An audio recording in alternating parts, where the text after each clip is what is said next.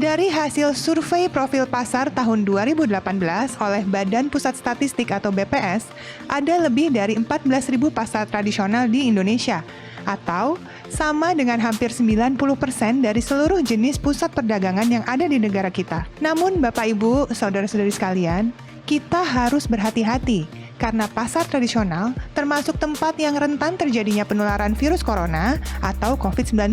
Banyaknya orang yang datang dari segala penjuru kota seringkali menjadikan pasar penuh sesak. Kebersihan yang kurang terjaga dan standar sanitasi dan higienis yang belum ketat membuat pasar menjadi tempat yang beresiko. Berdasarkan pertimbangan itu, pemerintah daerah merasa perlu menggelar rapid test di pasar.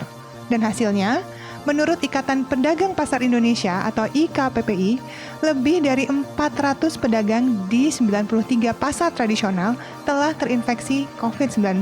Namun, saudara-saudari, seperti yang sudah saya sebutkan di awal, masih ada belasan ribu pasar lainnya yang tidak melaporkan kasus positif COVID-19.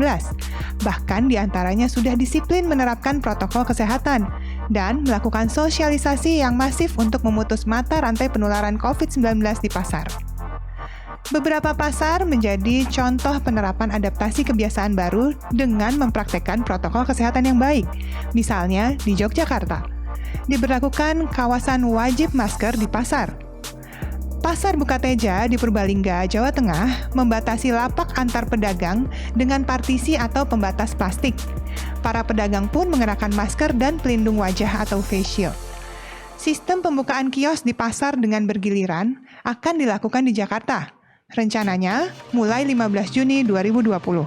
Sedangkan upaya menjaga jarak di Pasar Salatiga dipraktekkan sejak beberapa minggu yang lalu. Pasar Bendo Trenggalek membatasi jarak antar kios dengan plastik transparan dan menjual menggunakan sarung tangan plastik atau face shield atau pelindung wajah itu tadi. Meski baru uji coba, langkah ini perlu dipuji dan diikuti. Di beberapa pasar di Jakarta, petugas parkir membatasi jumlah orang dan kendaraan yang masuk agar penjarakan tetap dipraktikkan. Bapak, Ibu, Saudara-saudari, tes massal yang dilakukan di pasar, apabila ada pedagang ataupun pembeli yang ditemukan positif, maka pemerintah daerah akan menutup pasar untuk sementara. Tindakan ini untuk memberikan ruang dan waktu bagi Dinas Kesehatan dan pemerintah daerah untuk melacak riwayat kontak dari kasus tersebut dan meningkatkan kembali kebersihan dan juga kesehatan lingkungan pasar. Dan tentunya menjadi pelajaran bagi kita, baik pedagang maupun masyarakat, untuk menjaga keselamatan dan kesehatan pasar bersama-sama secara kolektif, secara bergotong royong. Kalau kita sakit, sebaiknya jangan ke pasar, jangan keluar rumah sama sekali.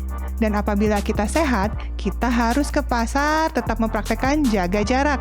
Harus pakai masker dan selalu bawa cairan pencuci tangan. Atau pengelola pasar biasanya akan menyediakan tempat cuci tangan yang ada sabun dan air mengalir.